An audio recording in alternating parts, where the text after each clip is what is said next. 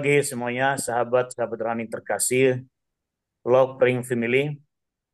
Hari ini Senin 29 Juli 2024, Gereja Katolik merayakan Orang Kudus, yakni Santa Marta, Maria, dan Lazarus.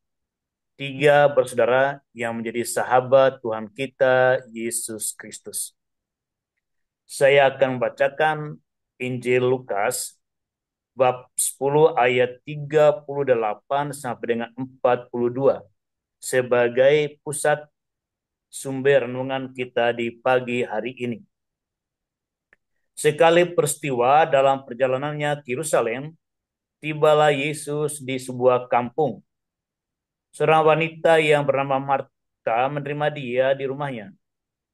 Wanita itu mempunyai seorang saudara yang bernama Maria. Maria itu duduk dekat kaki Tuhan dan terus mendengarkan perkataannya. Tetapi Marta sibuk sekali melayani. Marta mendekati Yesus dan berkata, "Tuhan, tidakkah Tuhan peduli bahwa saudaraku membiarkan aku melayani seorang diri? Suruhlah dia membantu aku." Tetapi Yesus menjawabnya, "Marta, Marta, engkau khawatir dan menyusahkan diri dengan banyak perkara. Padahal hanya satu saja yang perlu. Maria telah memilih bagian yang terbaik yang tidak akan diambil daripadanya." Demikianlah sabda Tuhan. Terpujilah Kristus.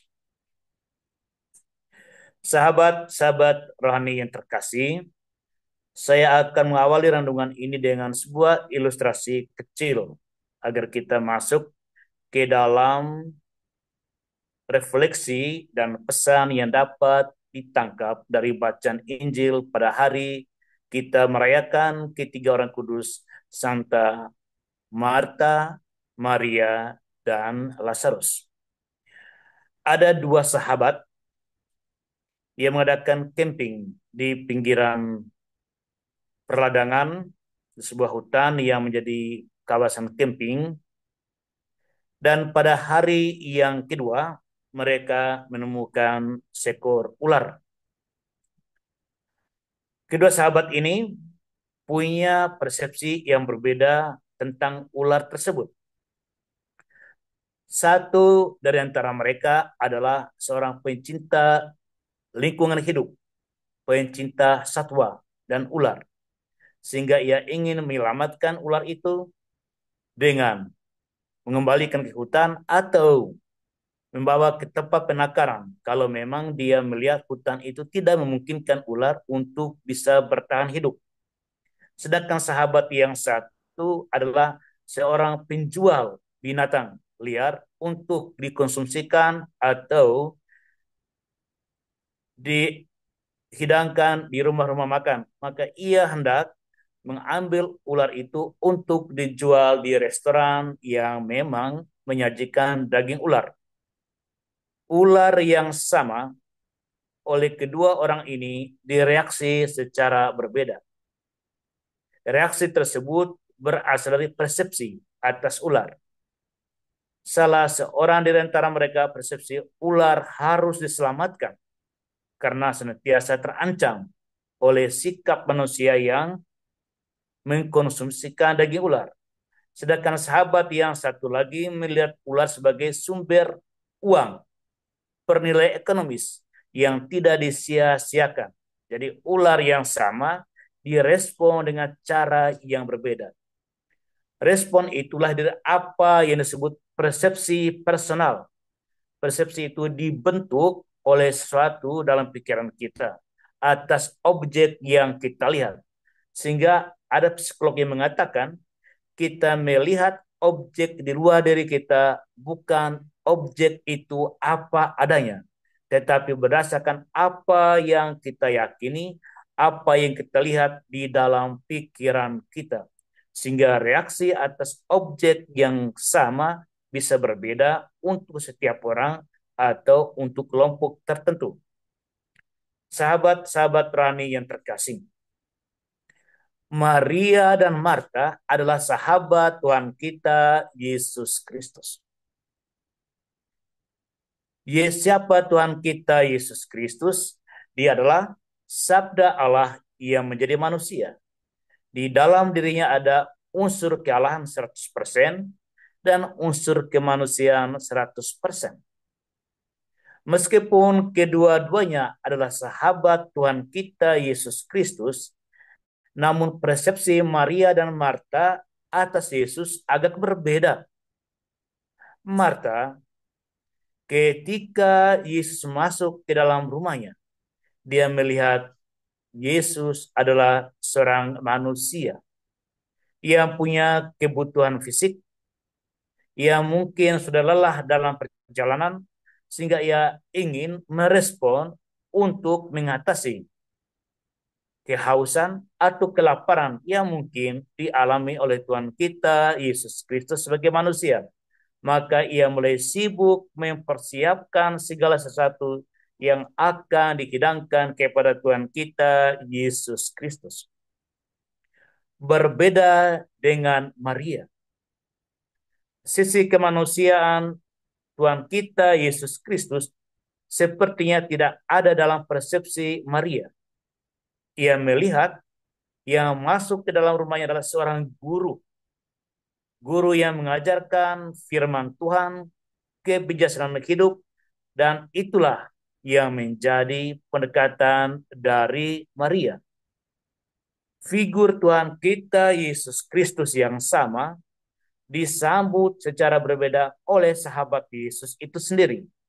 Maria melihat Yesus dengan unsur kealahan dan ia bersikap duduk dan mendengarkan. Dan benar, Yesus melayani Maria. Yesus katakan Maria, aku capek deh. Nantilah setelah aku menyantap hidangan yang diberikan mengatasi rasa laparku, minuman yang mengatasi rasa hausku, barulah engkau mendengarkan aku.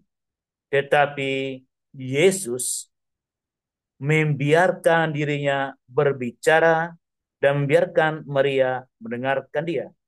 Dan Marta mulai sibuk melayani Tuhan kita Yesus Kristus.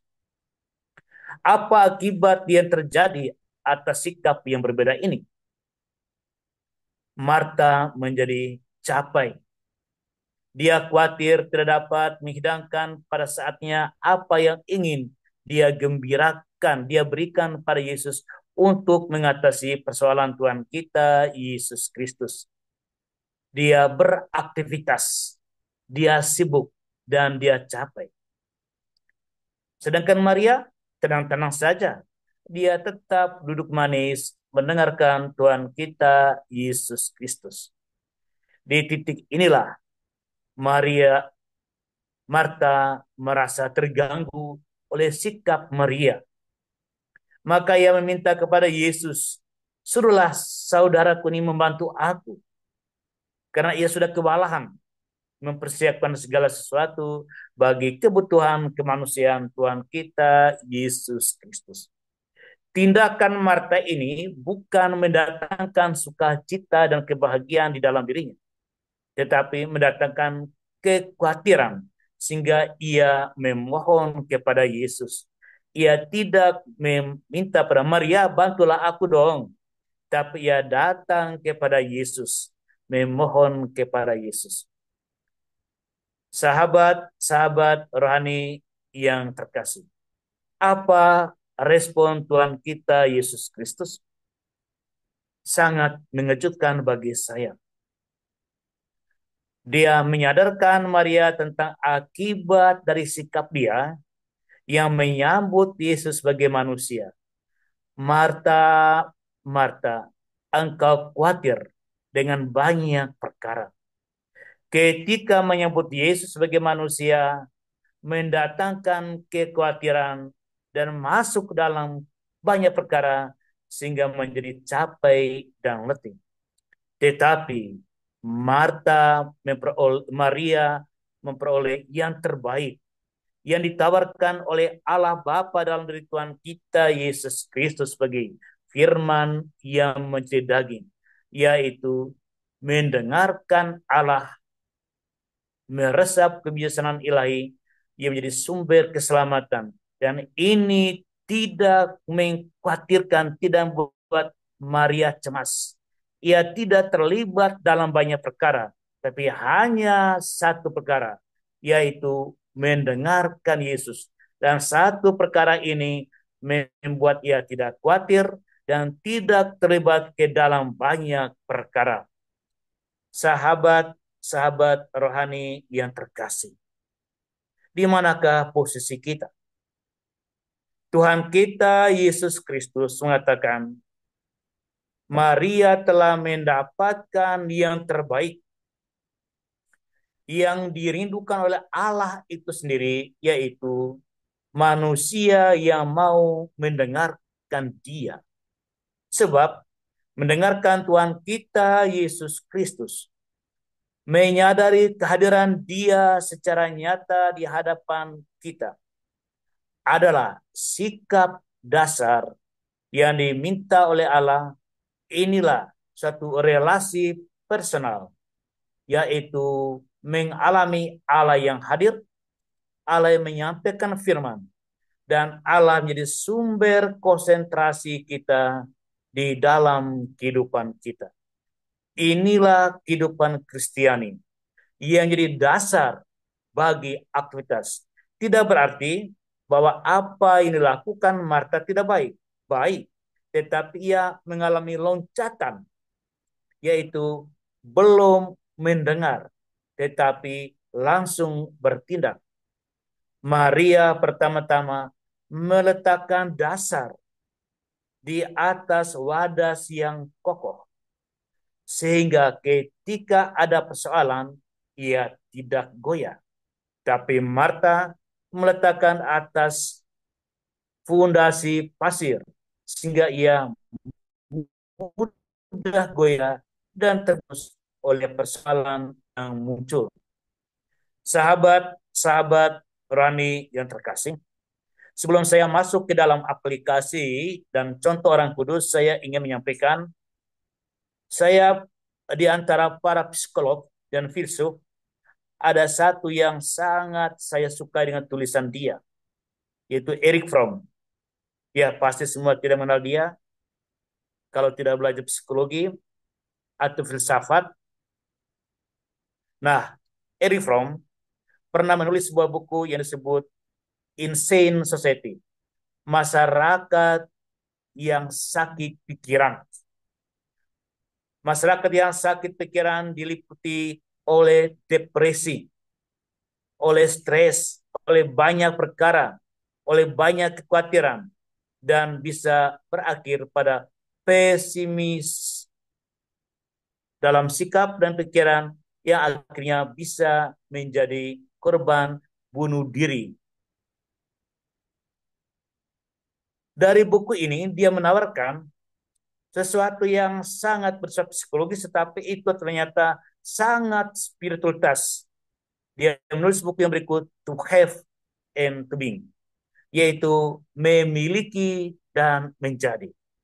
Ternyata orang yang punya kecenderungan untuk memiliki segala-galanya, dia melakukan aktivitas, dia mengumpul, itu adalah orang yang diliputi oleh pikiran yang sakit. Dan dia akan mengalami kekhawatiran, mengalami kecemasan, kalau apa yang dia miliki ini hilang.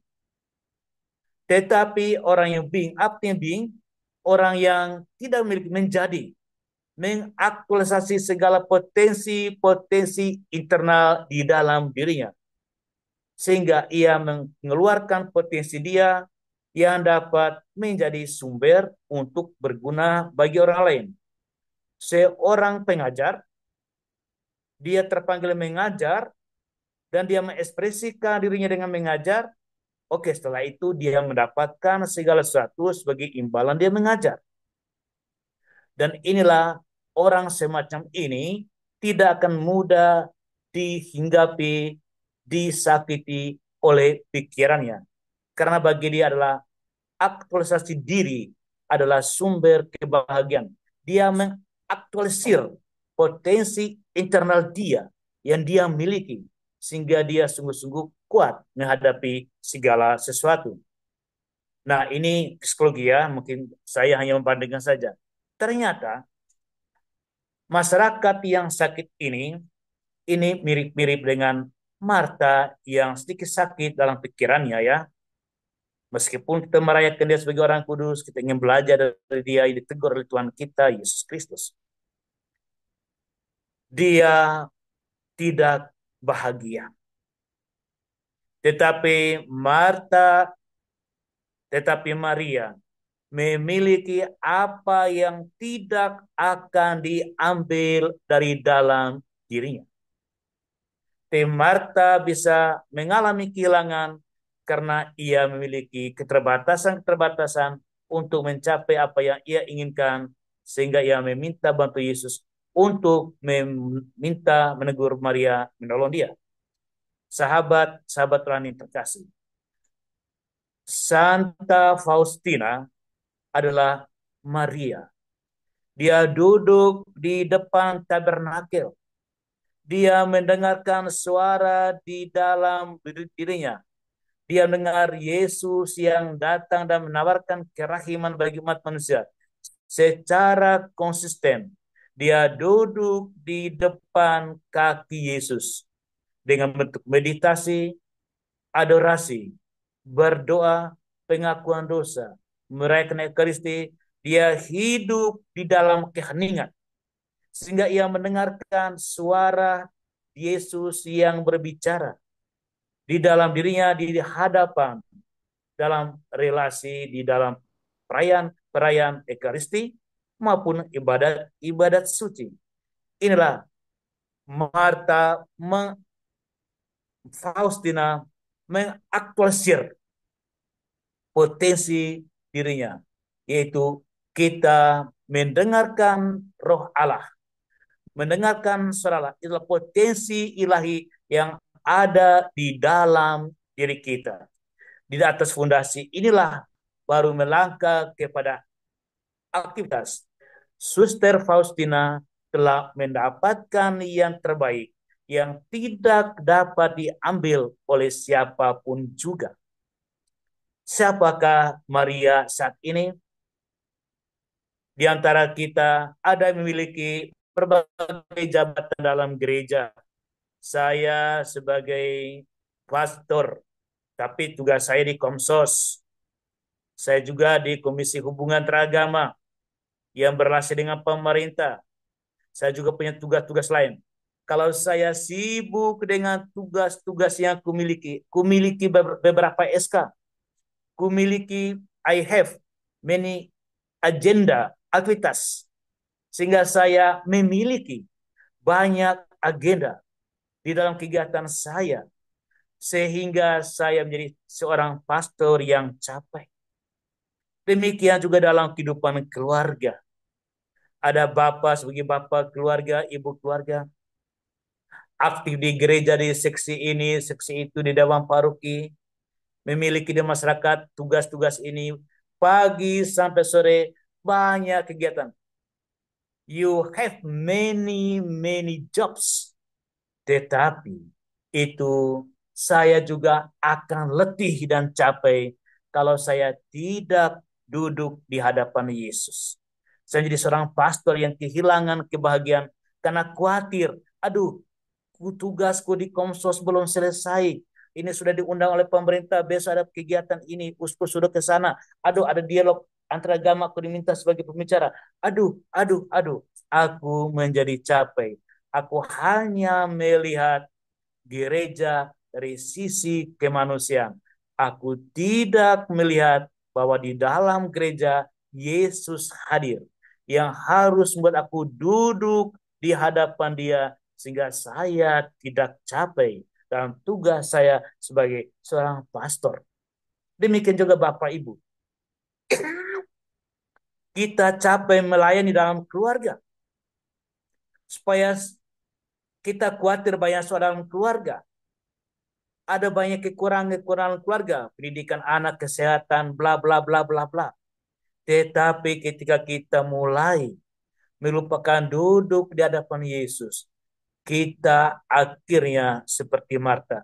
Maka kita akan berdoa seperti Marta, Tuhan, suruhlah mereka bantu gini bla bla bla. Tuhan, Tuhan, Tuhan. Marta juga berdoa pada Yesus. Tapi Yesus menegur dia, Marta, salah doamu itu. Doamu adalah yaitu Anda dengar, aku merindukan engkau duduk di hadapan aku. Mungkin kita banyak permintaan, kita banyak permintaan untuk memiliki, tapi kita kadang lupa mendengar Yesus katakan, Anda sangat sibuk, tapi marilah pertama-tama dengarkanlah aku. Duduklah di sini saat teduh dalam meditasimu, adorasimu, perayaan-perayaanmu, duduk diam, temukan di dalam dirimu potensi-potensi ilahiku yang buat Anda bisa fokus pada satu perkara. Ketika satu perkara ini Anda selesaikan, perkara yang lain juga akan terselesaikan. Seperti mengangkat tongkat dari satu sisi, maka sisi yang lain juga terangkat.